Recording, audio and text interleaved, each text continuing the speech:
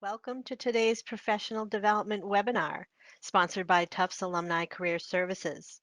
My name is Nicole Anderson, and I'm Associate Director of Tufts Alumni Career Services. Okay, Amii Barnard-Bahn is an executive coach, strategic advisor, and keynote speaker. Clients include Bank of the West, Adobe, Gap, Chegg, and Lyft. Amii's 20 plus years of executive experience at McKesson Alliance and the California Dental Association provide a powerful platform for sharing her expertise.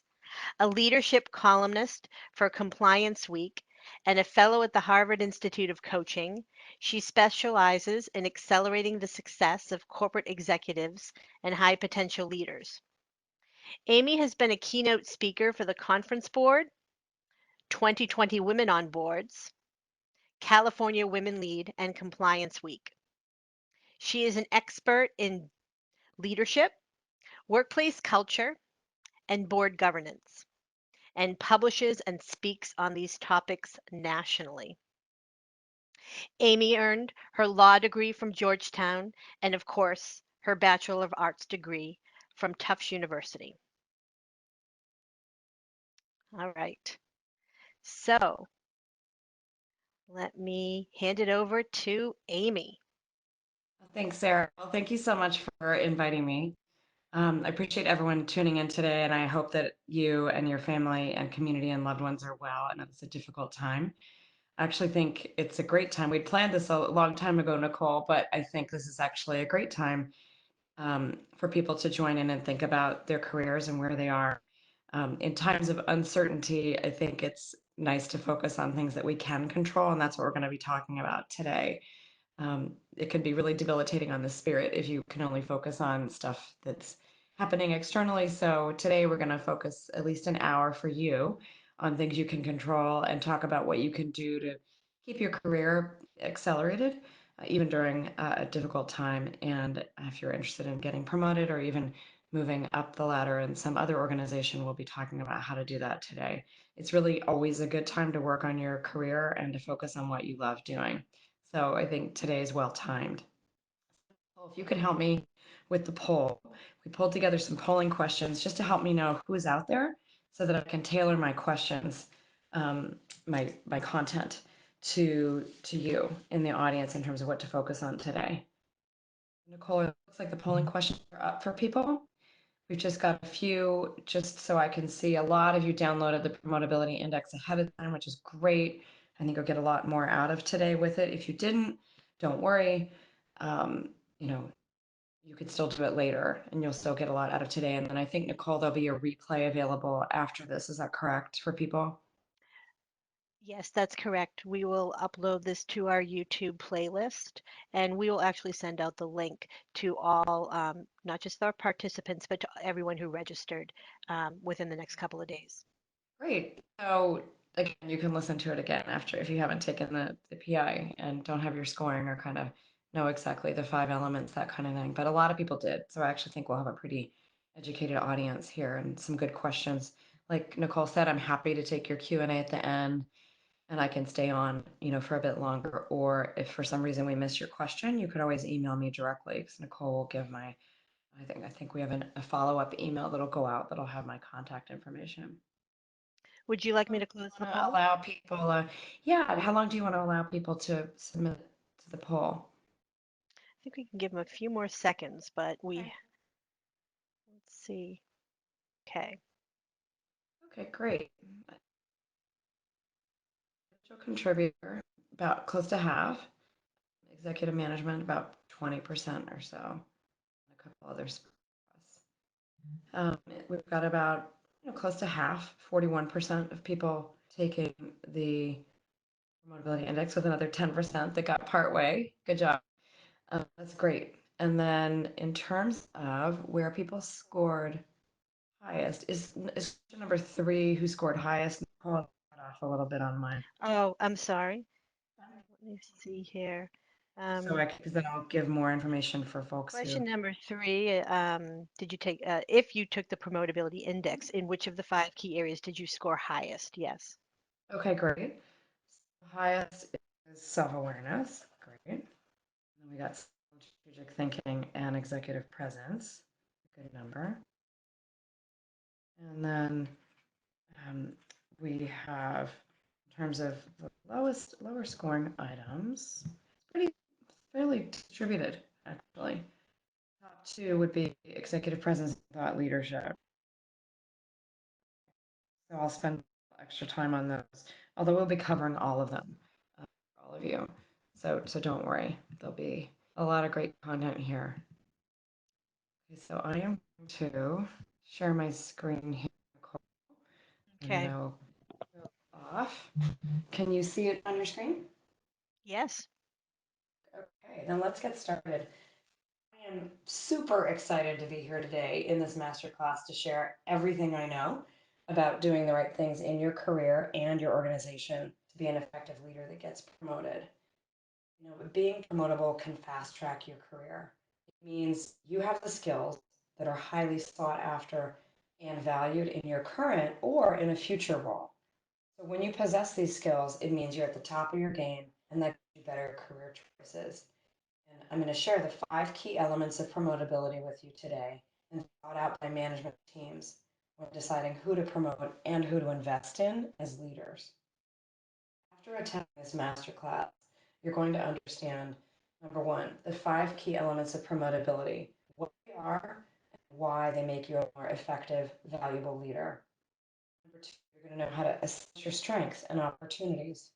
And number three, you'll come out of it with specific actions you can take to increase your progress in each area and how to create a development checklist with next steps to advance your career. So let's get started. So this is for you if you dream of leaning into your full leadership potential, leading with greater confidence and authenticity, and being the inspirational leader that people want to work with. And the idea of influencing key company outcomes with greater ease, inspiring your company to do the right thing, and enjoying a more balanced life excites you. You're going to love the next 45 minutes. This masterclass is perfect for professionals who are passionate and courageous about owning their leadership impact, growth mindset, and are dedicated to creating workplace cultures that make the world a better place. So, in a nutshell, if you want to make a positive impact in a sometimes less than positive and very complex world, this is for you. Research has shown that leaders primarily succeed or fail based on 2 things. One is how well they know themselves, and two is how well they get along with others. So these are our first 2 elements of promotability. Self-awareness, the degree to which you know yourself and is directly correlated to your professional success. And external awareness. Sorry, that went over there. External awareness, which is around building powerful networking and working relationships with your key stakeholders. And this is the foundation for effective leadership. And here are the other 3 key elements build from the first 2. Strategic thinking. This is the degree to which you're viewed by senior management as being a strategic thinker. And this can impact your career. I'll go into details later. The next one is executive presence, because this establishes your credibility with others. And then the 5th is why thought leadership can exponentially increase value. 5 things really makes or breaks your promotability. So my promise to you today is to teach you the 5 key elements possessed by effective leaders who get promoted and move ahead. I'm also going to show you why these elements are paramount to achieving your professional and personal goals so you can become the inspirational leader that people want to work with. Does this sound like you? Are you stuck in an endless cycle of working constantly, unsure of whether you're having a significant impact or getting ahead? You find yourself struggling to get major initiatives supported? Are you and your team understaffed, unappreciated, or exhausted?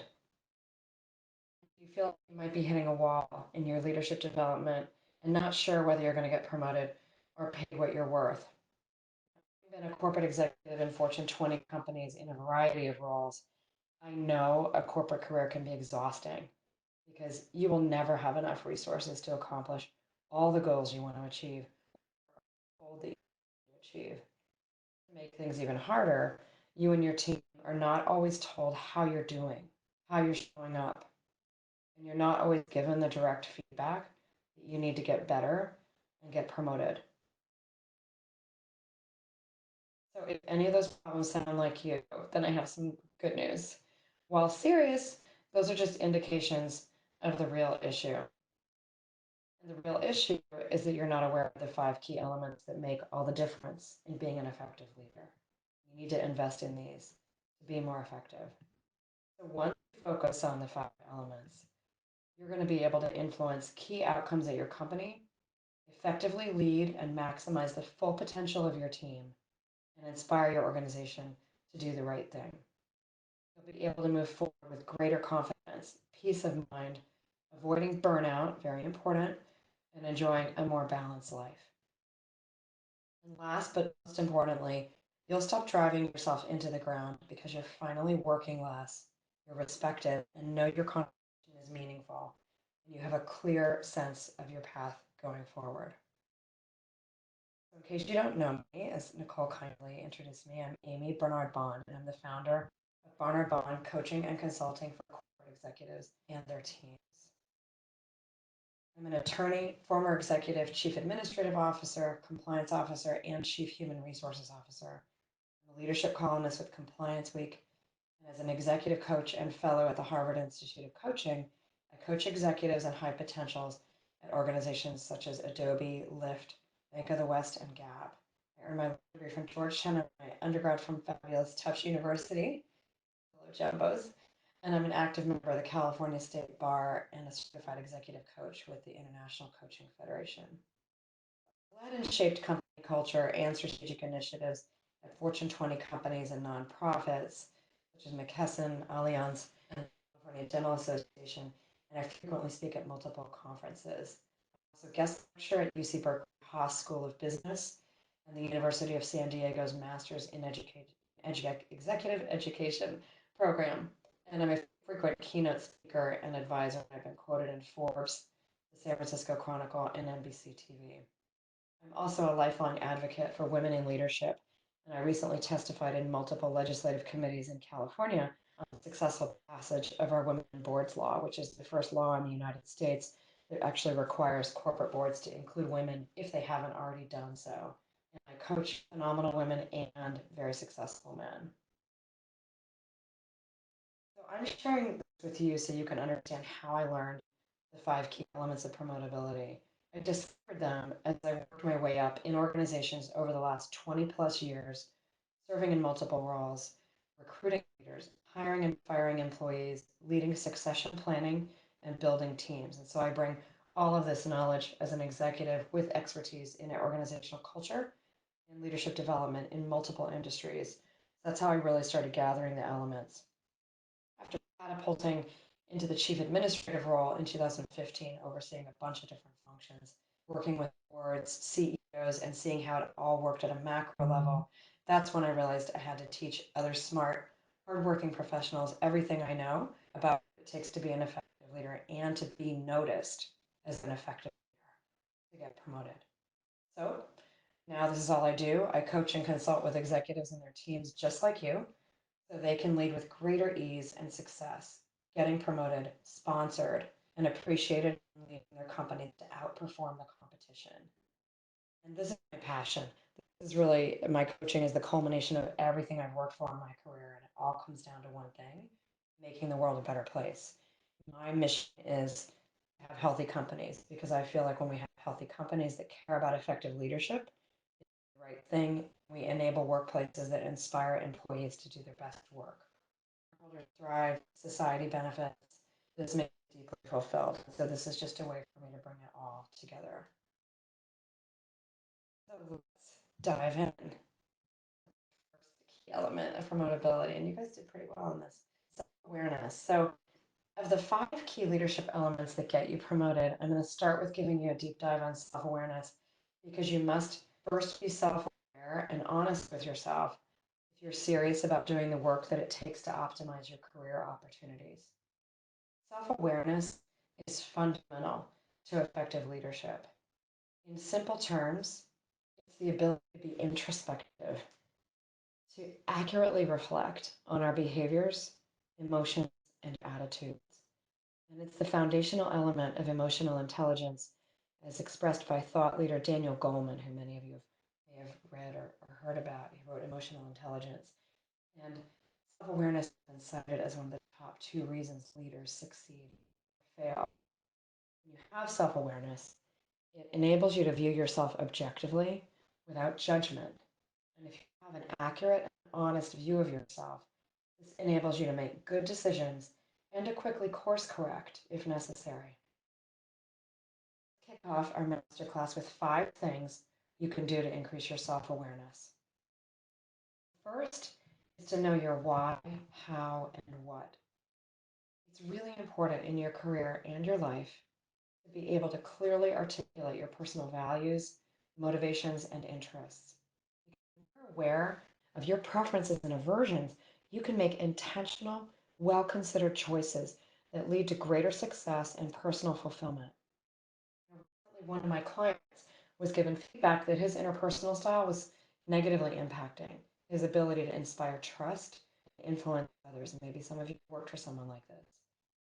The challenge for me with coaching him is he doesn't value interpersonal interaction. He's more of an introverted person. And he also doesn't need a lot of approval from other people. So, him summoning the motivation to act on this feedback and shift his interactions is a potential challenge for him. So, we revisited his values, and because we knew what they were, we had done some work on that, and we're reframing the behavior change that he needs to make to be a better leader to align with his strong preference for flawless execution and having fun at work. So, to start exploring this for yourself, think about what motivates you to do your best work. About a time that you're really in flow and you're just loving what you do. Is it the opportunity to be a technical expert, solving a problem nobody's resolved? Maybe it's supporting your team emotionally through challenges like a reorganization or many of the challenges we have going on today. Maybe it's the feeling you get when you rally people to action and you just rally the troops and get them motivated. So stop and take some time to recognize and note the moments that you're operating at your best. These reflections are going to help bring you to your why, your how, and your what. The second is to understand what sets you off. We've all something. So think about the last time that you lost your temper at work or beat yourself up over a mistake that you made, or maybe you thought you made a bad choice and got engaged in that, or you became unnecessarily competitive, maybe with a coworker or a peer. One emotional reaction that's probably not serving you, and start noticing when this behavior is triggered. Keep a journal for a week once you hone into this of noticing journal, and just note the circumstances of the event and what are the thoughts that come into your mind when that happens. The chances are your internal emotions that you're feeling during these times are showing up externally. And so if you're aware of them, you can work to change your reaction habit. The first step is to actually be aware of it and when it's happening. Number 3 tip to get better at self awareness is to seek out your blind spots.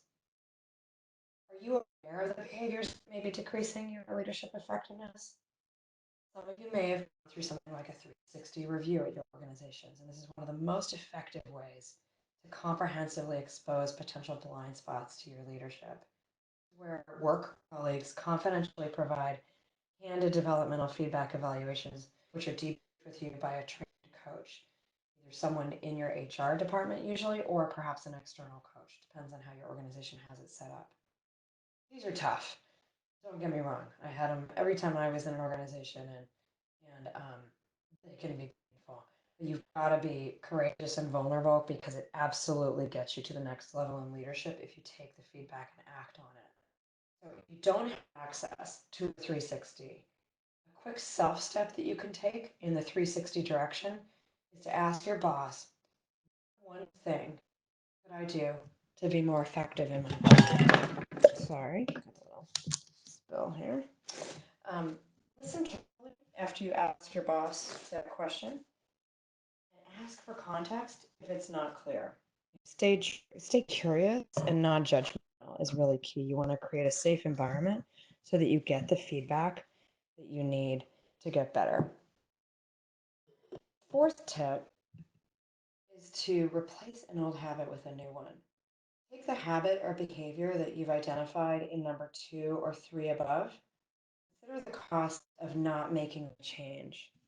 And then next, write down a small step that you can take towards making a change and identify an accountability partner, either a coach or a trusted colleague to support your effort. You know, say, okay, I'm working on this. Please notice when I'm doing better or when it's showing up and I'm not doing what I should be. Very, very helpful. Again, especially if you don't have a coach. The fifth tip I'm going to give you is to get a good view. You know, take a 50,000-foot view of your career. Kind of find some time when you have some private time to think and just look back on your career and be as objective as you can. Did you really leave that last job because your boss didn't appreciate you? What may have been a contributing factor on your end in getting that promotion? Really be introspective and take stock. It's really useful to do this, especially the longer you're out in the workforce. This every few years to gain the perspective that comes with time and experience. Are there any patterns emerging? Look at what learnings you can take forward. While self-awareness is one of the most fundamental leadership qualities, it can also be one of the hardest things to do to improve on your own. And it's actually where I spend the majority of time in my initial coaching engagements, supporting clients so they can get ahead both in their careers and lead happier, more fulfilled lives. Because usually the stuff that comes up, we work on it for their work life, it usually actually has an amazing effect on their personal life as well. Because we don't usually leave our habits at the door when we come home from work. In my experience, self awareness is really a gift to yourself and to others. And to yourself, because self awareness is the root of all great personal satisfaction. It means that you know why you do what you do, and you're clear in your beliefs. And the clarity brings incredible external benefits because you're viewed as an authentic leader and in alignment with your values. Second key element is external awareness. This is the second of the five key leadership elements that help get you promoted.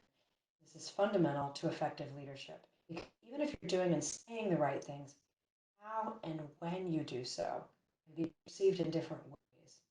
And perception matters. In simple terms, external awareness is how others experience you and your behavior, and this has been popularly expressed as your personal brand. I was recently speaking with an executive friend about the Promotability Index, and she said, Amy, these five elements are all important, but external awareness, that's the one that'll sneak up and kill your career if you don't get it right. And that is so true, because you absolutely have to have external sponsorship to get promoted, right? So, in alignment with my mantra of outbehaving the competition, here are four actionable things you can do to improve your external awareness. First is to scale yourself. People joke about cloning themselves, but when you build a high performing team, you are exponentially increasing your output capability and quality. Building a high performing team requires humility, empathy, and collaboration. By extension, your team is a visible reflection of you, who you are, and what you're capable of. And all large organizations must achieve primarily through interdependent teamwork and less by autocratic fiat. Executive management evaluates your promotability on your ability to build an effective team and succeed through others. If you do this well, it becomes a part of your corporate reputation, and your leadership is noticed based on the quality of the output of your team. Second, lift others up. Okay, Amy, you might say, so what if you're not at the point where you have a team yet? And I get that. And it's so important at all stages of your career to mentor others. So think of a key leader who helped advise you along your career path. Be one of those people. We learn best when we are teaching others. My suggestion is to pick one person this year outside your business unit that you can help and commit to spending 1 hour with them once a month on a work issue that they have. You'll feel great. They will thank you. I love receiving notes from my former team members and colleagues about what they're doing now and how our work together and my mentorship helped them. And I'm positive it's one of the reasons I became an executive coach because I just loved it so much. And as the late, great Jack Welch has said, before you're a leader, success is all about growing yourself. When you become a leader, success is all about growing others. My third tip is to keep a no list. To a great degree, being a great leader is directly tied to your ability to say no to the right things. Do you delegate an assignment but then have trouble letting go, like micromanaging? Do you address poor performance promptly after a pattern begins to emerge? Think about where you have a hard time saying no, even though you know you should, and then commit to setting a boundary next time. And my fourth tip is to conduct an influence, I call an influence self audit of your stakeholder relationships. So to be recognized as a strategic business partner externally, you need influence. How do you know whether you have the influence you need? Well, to help evaluate how much influence you currently have in your role, I've created a really simple process to conduct an influence self audit. And it's a bit long to get into on the web. I thought it was too detailed, but I provided a link to my newsletter, which is available for free, easy to access on the resources page of my website. And you can easily print that newsletter out. We could share it later, Nicole, if people want it, or if you lose the link, I'm happy to email it to you. So while external awareness is one of the most fundamental leadership qualities, it can also be hard to improve on your own. It's difficult because many people don't feel comfortable giving candid feedback, especially if they report to you.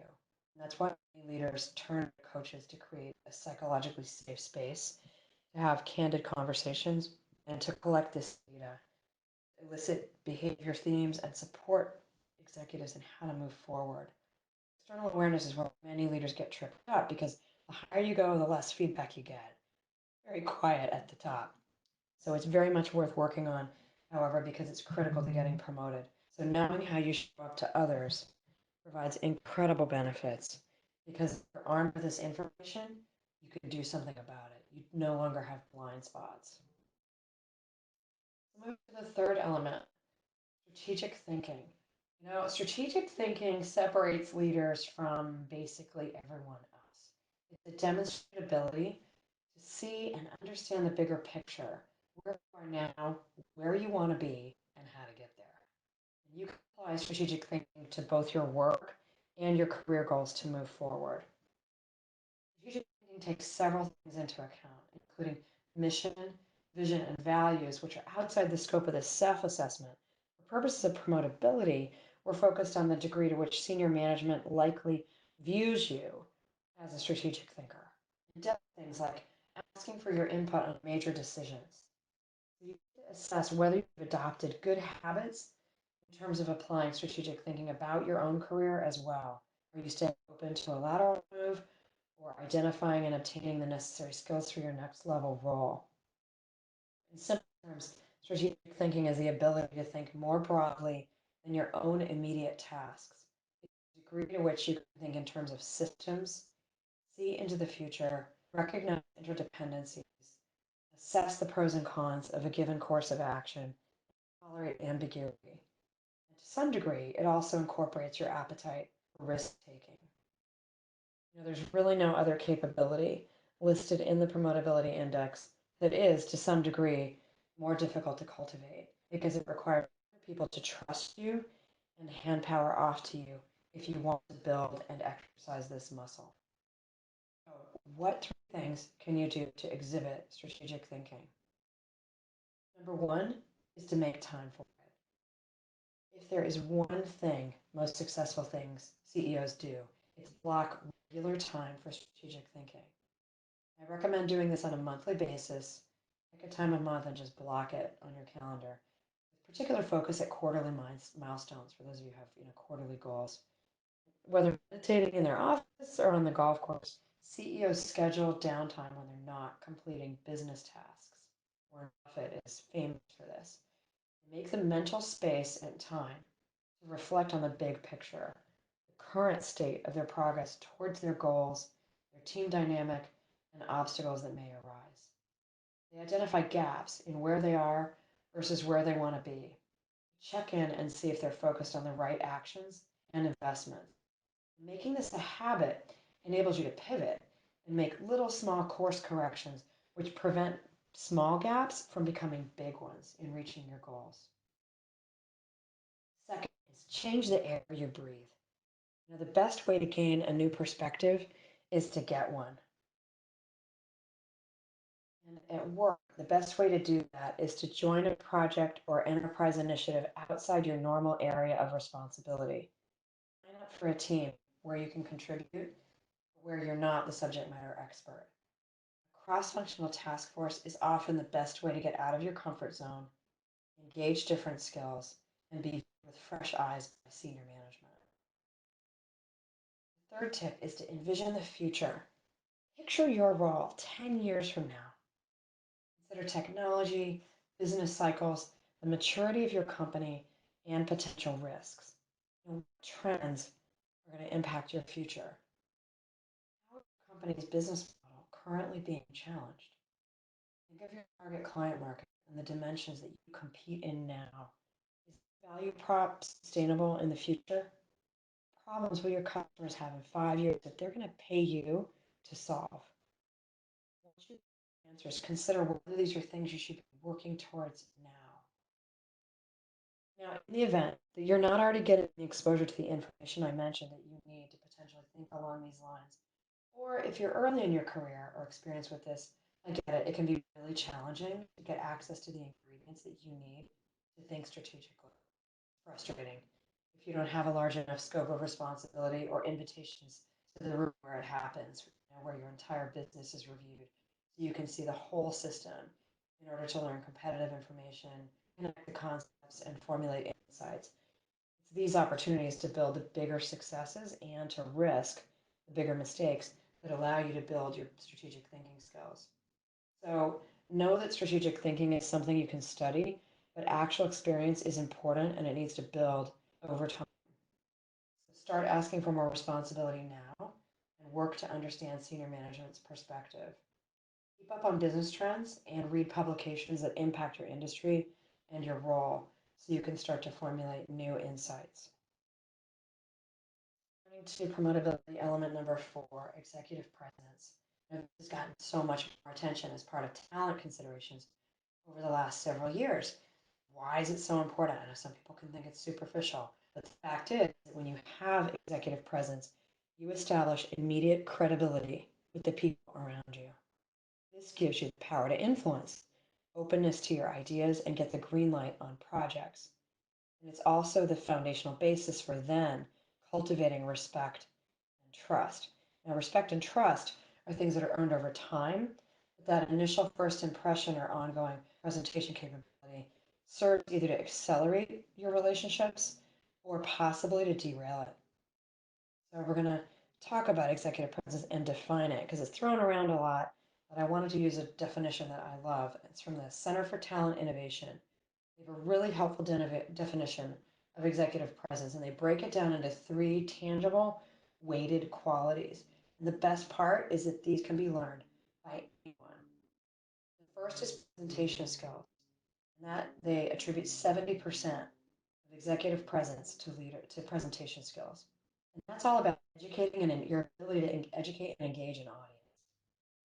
2 is gravitas, which is 20% of executive presence. And that's being cool and calm under pressure. And the last element is professional appearance. And that's about 10%. And that's about well groomed and dressing appropriately for your workplace culture or your clients. The executive presence section of the Promotability Index, I give you some really clear ideas on how to improve in each of these 3 areas. Today, I'm going to give you a deep dive on the most important one, presentation skills. Some people naturally thrive at this, but it's mostly a learned behavior. It's about connecting with your audience in a relaxed and credible way. So here are 5 tips for developing a good presentation, especially for executive level audiences. Number 1 is start strong with a fact, a joke, or something unexpected. If you do this well, it engages audiences immediately. The second is get to the point. Requesting money, headcount, or do you have bad news to share? Respect the intelligence of your audience and don't make them wait for your key point. Share that up front. You're much more likely to respond positively and respect your message if you aren't trying to create a big, dramatic build up to it. Once they know your ask, then you can take the time to walk them through the basis for your request or how the crisis happened and what you're doing about it. Waiting for the punchline generally irritates very busy executive audiences that are used to making a decision and just want to understand what's the point before you get into the detail. Be brief and keep it simple. Beginner mistake to assume a correlation between your value and the length of time and number of slides you're sharing in a presentation. The ratio of time slides to executive respect is actually an inverse relationship. You get points for being succinct and finishing early. And there is no greater gift you can give leaders or your boss, like in a one-on-one, than the gift of time back. So I highly recommend following Einstein's example, which is the definition of genius is taking the complex and making it simple. And I have a special newsletter around presenting to boards and another one on acing your meetings with executives. So if you want those, they're on the resources page, but you can email me and I'll send you a link directly to that newsletter. The fourth one is welcome questions. It's really important when you're presenting to create a very welcome environment for questions. Expect dialogue and plan ahead for criticism. What are the potential gaps in your reasoning? What are contrary views? Be ready, anticipate that, and stay in a curious learner mindset. Remember, this is a conversation that you're facilitating. You have a very strong point of view, may have something you really need, but keep it a conversation. I find that as an executive, I found that people would come in and they'd clearly come in with an agenda and they would push really hard, especially people that were a little more green, just too in it to see perspective, and they discourage dissension in their own small ways. And often they come away disappointed. They get a list of questions. Well, okay, that's great, but come back after you've answered these things, and they couldn't understand why it didn't go well. So remember that presentation is about converting the audience to your message. It's really all about them. It's not about you. The last tip is to practice, practice, practice, especially for really important presentations like to the board or a big ask, as much as you can. Preparation and practice are the best way to ensure a successful outcome, and they help you get over any presentation jitters you may have. Rehearse until it's natural or you're even bored and it becomes more of a conversation and you know your stuff really well. Amazing tip that we all now have access to is to record yourself on your iPhone or Android and force yourself to watch. You can check your body language, eliminate any distracting physical tics, and work out any awkward turns of phrase and keep a close watch for filler words that can detract from your main content, like um, that kind of thing. The more you practice, the less rehearsed you're also going to seem in front of a group. Try to recreate the actual room setup. I always like doing that at conferences, checking the space out so I know physically where I can move and what the room is going to be like in terms of engaging everyone. Because I want to make sustained eye contact, ideally with each area of the room. And if there's a board meeting, it's about 10 people, you want to try maybe during a half-hour presentation to make contact with one specific person in each area of the room for about 3 to 5 seconds each. My last notes on presentation skills is you've got this. Executive presence is a quality that you can begin cultivating now. Those seemingly intangible qualities that comes up regularly during talent planning sessions when you're probably not in the room. When your name comes up for promotion, you want the executive team to say, of course, they're ready for more. And they're more likely to say that if you have executive presence. Okay, we're going to move to number 5, thought leadership, the last of the 5 key leadership elements that help get you promoted. It is rewarding, both professionally and personally, to be known as an expert. Thought Thought leadership establishes your identity as a contributor, someone who's forward thinking and influential in your domain expertise. It also leads to tangible rewards. Done well, your professional currency rises because your skills are marketable, your network is strong, and speaking and other professional engagement opportunities come more easily. I'm now going to give you 3 things that you can do to enhance your thought leadership. The first is know your niche and write about it. Understand the expertise you possess, and you all have something that others find valuable. Think about what do people always ask me about? What do people come to me for? Start writing about it. Share your expertise inside your company as well. You might have an internal company blog. And also share it externally with professional publications, LinkedIn, and other relevant platforms. It's never been easier to do that. Connect on social platforms with experts in your field. Engage with things they post in your area of expertise and offer your insight and support. This is also going to help you build your network in your domain area. The second is to step up and lead in your professional community. You can take on a leadership role in one of your industry associations, volunteer to speak at conferences, guest lecture at university, and participate in research opportunities. All of this type of work enables you to benchmark and bring real-time data and insights, best practices back to your executive team or boss as the expert in your field. One thing I'll note, having been in HR, to keep in mind, especially when you're working as a corporate executive, but even at other levels, it's really important to navigate any approval process you might need for thought leadership. So for high profile activities like external podcasting, blogging, or keynote speaking, do a little bit of pre-planning and ask yourself, if you were the company, would you have any concerns? Would this pose a potential conflict of interest between your interests and those of your company? Any risk to the corporate brand? Be careful of sensitive or non-public information that you should run by legal or PR. The third is to initiate or lead a corporate-wide initiative. Every company needs leaders to step up for work and projects that are beyond their job description in order to innovate and grow. And the benefits of seeking an opportunity to lead a special project team have a complete multiplier effect on your being viewed as a thought leader dedicated to the success of the entire organization, not just your job. You gain visibility and strategic knowledge outside your functional area. You get to meet and influence key decision makers. And if your contributions are significant, you may earn the support of a key mentor or a sponsor. This cross-functional collaboration exemplifies the mindset that is expected in the C-suite. My investments over time in thought leadership yield a compounding effect. These activities highlight your expertise, they groom you for promotion, and they accelerate your knowledge. So now that we've addressed the 5 key elements of promotability, I want to turn to the biggest thing that can hold you back. And this is resistance to change, fear of change. If you ever wonder why some days you're motivated and passionate, and other days you feel dread and your performance drags, drag is a signal to you that you're avoiding taking action on something that's holding you back. You're potentially afraid of change. When you overcome your fear of change, your peak performance blockers disappear.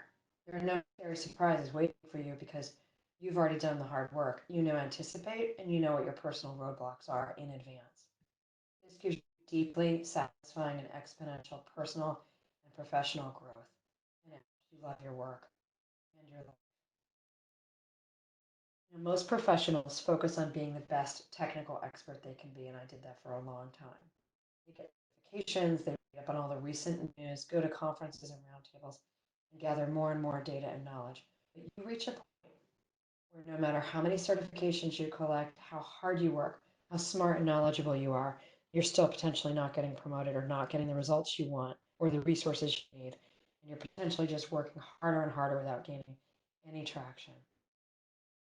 For promotability, today's way is about awareness and accountability. It's about knowing yourself, knowing how to work with others, and eliminating your blind spots so you can address any gaps and be the most effective leader you can be. Dig deep, get information about yourself and how you show up to others. Have a strategic perspective, build executive presence, and share your thought leadership. You want to own it, be courageous, and get to work on making the changes you need to be more successful. So, the bottom line is when you gain awareness of who you are, what motivates you, and what impact you have on others, you're finally going to be on the path to owning your career and success. But more importantly, you're going to be inspiring the kind of leadership that creates healthy, profitable workplaces and the kind of culture that makes the world a better place. And if you're anything like me, this is the kind of leadership culture and professional success that you dream about and that you want to propagate. But everyone needs help to manage through and beyond the beliefs and behaviors that hold us back. If you aren't aware of your beliefs and behaviors, you can't change them. And you'll never break through to have the impact and fulfillment you want. In order to play at your highest level, stay focused, and totally committed to the achievements and success you dream of, you must have an approach that helps you uplevel your thinking every step of the way. Everyone has excuses. Just don't let the excuses that limit you be the one thing that ruins everything. So today, I promise to tell you how you can increase your effectiveness and become the inspirational leader people want to work with. How to become self aware so you operate from a place of purpose, intention, and strength every day. And how you can be more externally aware, understanding how you're perceived by others so you can shift if necessary and build the relationships you need to influence key business results and get the outcomes you need for you to be successful. We also talked about how to understand and accept your flaws so you can make the shifts that you need to be successful. I love your work, appreciate your colleagues, and enjoy the freedom and success you've built into your personal operating system. I feel confident and successful because you're building a reputation that will travel with you wherever you go. Finally, how to feel confident and successful because you're building a career and legacy for yourself and your company. Your PI score, once you take it, puts you into one of three categories to help you think about your career. So page 6 of the Promotability Index does this for you. What stage are you in? Take a look at that. Exploring, establishing, or advancing. What do you want to work on next? Create an action plan around one or two areas in which you scored lowest. Don't get overwhelmed if there's a lot. Just pick the one or two that you think are calling to you right now and doable. The main idea is from one of my favorite coaches and mentors, Marshall Goldsmith. What got you here won't get you there. If you want to, kind of keep progressing in your career, you've got to act differently. Would be the main message I have for you. Having an exceptional career requires advanced planning and grit. And if you remain committed to improving on those areas that are missing from your skill set, you are guaranteed to have more opportunities and greater career satisfaction. How can I help? Early to mid career, I have several free resources for you, including the Promotability Index, my twice monthly newsletter, and I also post leadership videos on my YouTube, and I'll be doing a lot more of that with some of the changes and speaking engagements that have been postponed. If you're already an executive or a high potential and want to be, if you're looking to take your performance to the next level, feel free to reach out to me and discuss how I can support you or your team. I also coach entire teams. So helping smart, ambitious executives is my passion. I want to empower and teach as many of you as I can how to be the kind of leader that inspires organizations. If you've not done so already, download and take the Promotability Index and see how you score. You can text the word promote me to 44222 to get the download. It's an easy way. I haven't gotten it yet. Again, that's text promote me, all one word, to 44222 and find out what checklist items are missing, and that basically becomes your self-development plan. Figure out where you'd like to invest. And if you have other leadership resources or inspiration, remember to check out my resources page where I publish regularly with you in mind. So with that, Nicole, I think we can open it up for questions. So I'm going to Sure. stop sharing and try to Yeah, get we back had. to my camera here and say Okay. hi to everybody. All Can you see right. me? I can see you. So Okay. let me start with there was a question early on when you were discussing self-awareness. Okay. Um, a participant asked if you can repeat the question you should ask your boss. Do you remember what that was? This is when you were talking about, conducting a 360. Yeah, because I use that a lot with my So, clients. What one thing could I do that would make me more effective in my job and supporting you, the boss? okay. It's nice because it's tight. It's just one thing. Hmm. And if it may be surprised, it yields a wonderful question. The other thing I love about people asking this question, Nicole, is it demonstrates leadership and it demonstrates your willingness to be courageous and vulnerable to your boss. Because um, why external coaching is so effective, unfortunately, is because people don't tell you what you need to know to do better. We don't like giving people what we perceive as negative feedback, right? Most of us avoid the hard conversations if we can. You may be one of those rare bosses, super blunt, and you may be getting it, and that may be a different issue that may be tough to handle sometimes.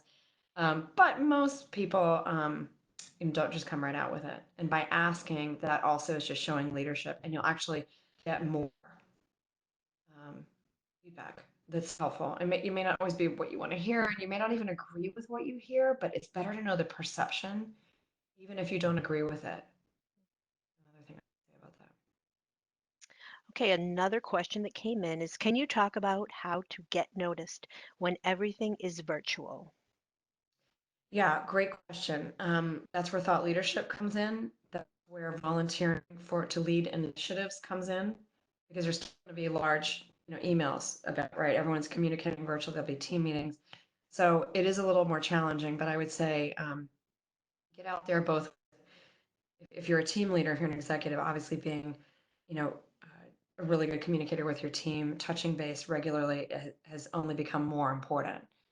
I would do that.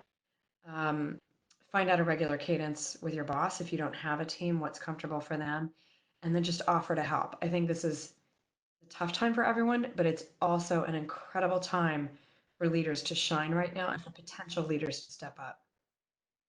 Okay, thank you. Another question, a participant would like, oh, this isn't a question.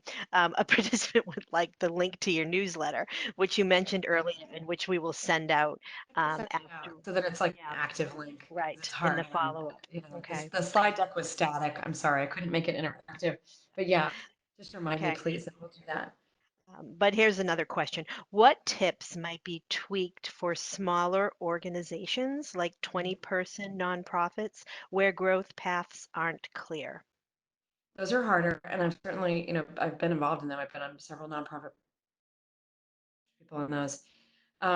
You'll need to kind of tweak the promotability index for you, but there's still stuff in there that's definitely relevant, whether it's thought leadership, um, ideas on how to run the nonprofit organ, better. Um, thinking strategically can be even more important in a nonprofit because you have very limited resources. But as I've done in one of my videos, actually sometimes scarcity can lead to better innovation because you just don't have the fluff that a large organization run, right? And the excess um, budget. And so you have to be more innovative. And so looking for operational efficiencies, thinking ahead. Right now, nonprofits, I worry about them a lot. I'm involved with several, and it's going to be a tough time for fundraising right now where everyone's feeling the hit.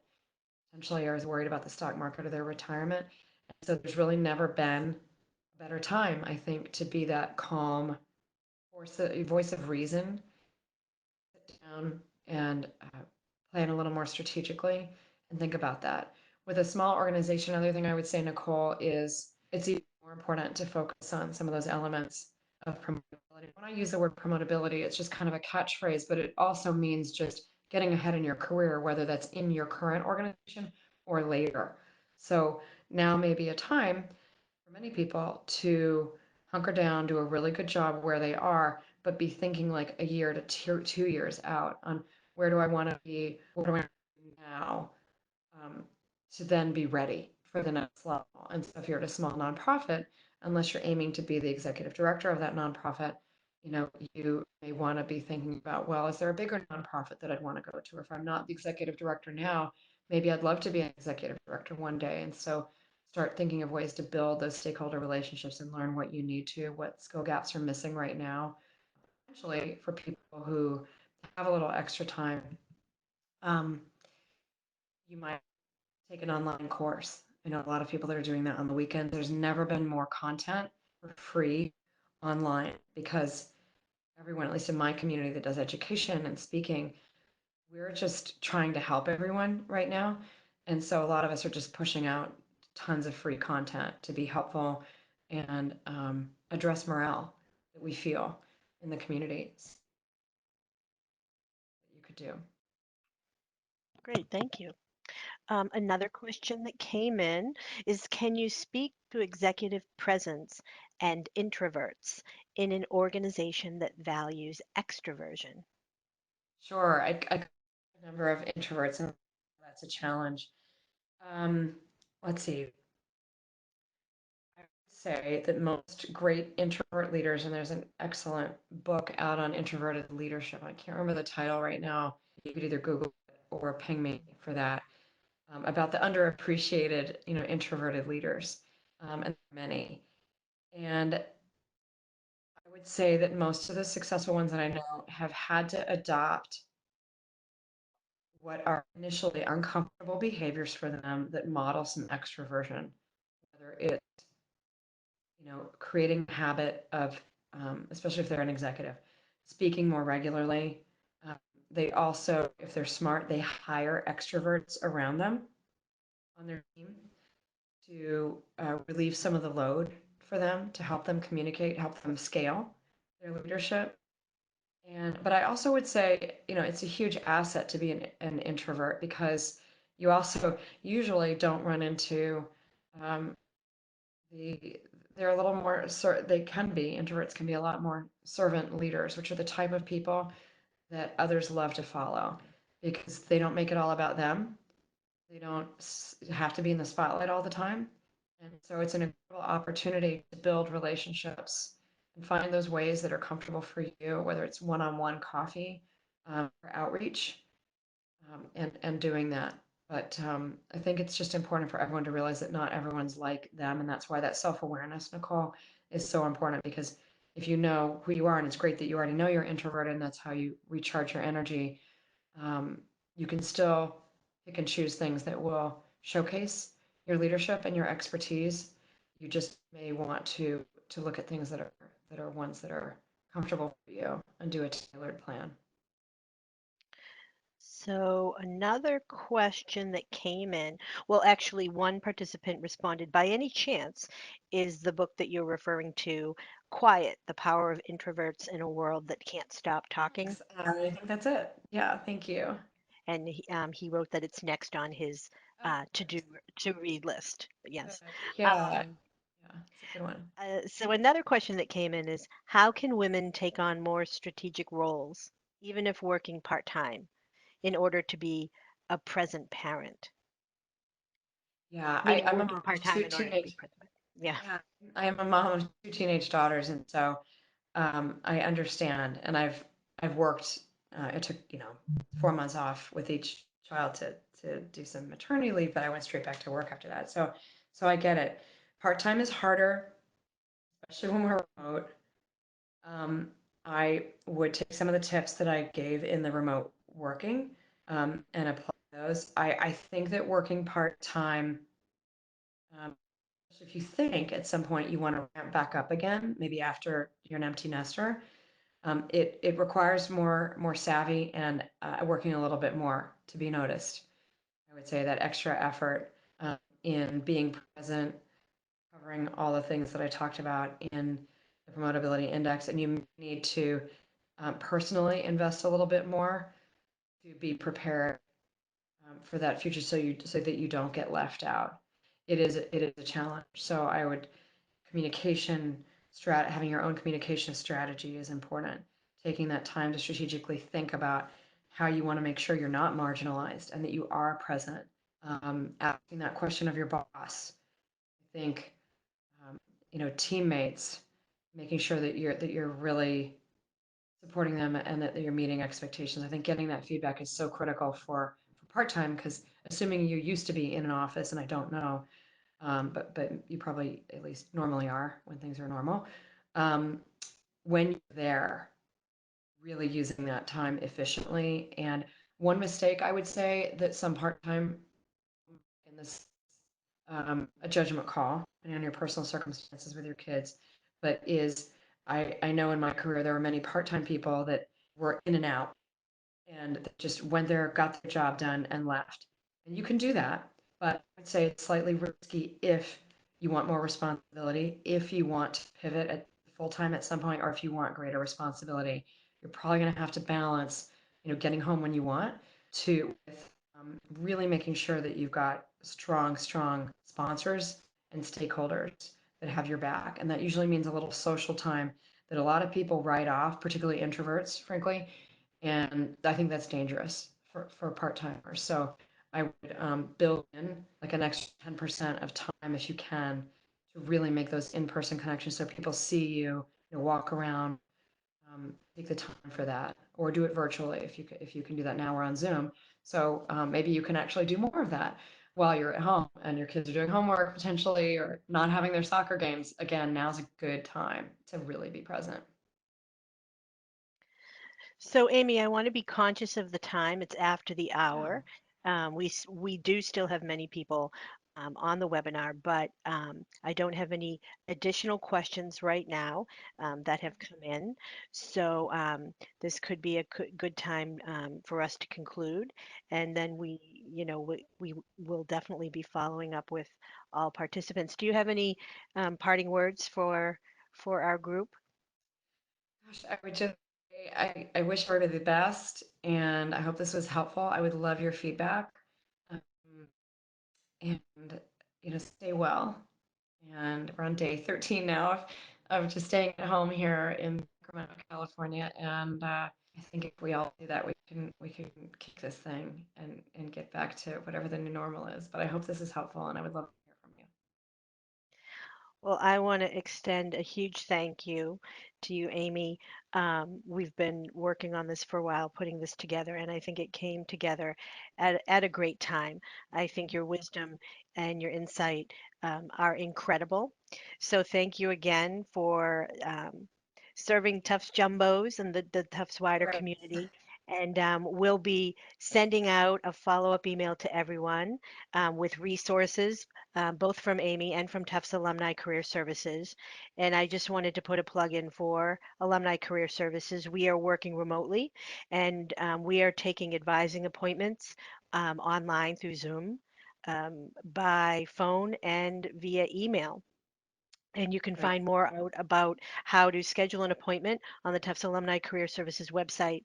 We'll be sending the links in that follow-up email, and there'll be a survey as well. So if you could take the time to fill that out. So thanks again, Amy, and thanks everyone for tuning in. Absolutely. Thank All you, right. Nicole, for setting it up. Okay. Take care.